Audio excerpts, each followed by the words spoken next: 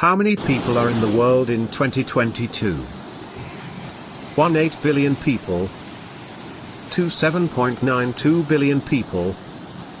7.5 billion people.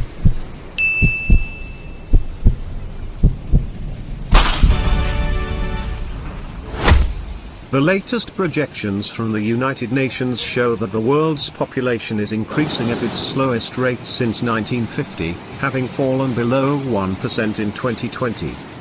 World population projections for 2022 also indicate that fertility has declined significantly in decades.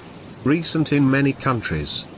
Today, 2/3 of the world's population lives in a country or region with lifetime fertility rates below 2.1 births per woman, the level required for nearly zero long-term growth for a population with low mortality.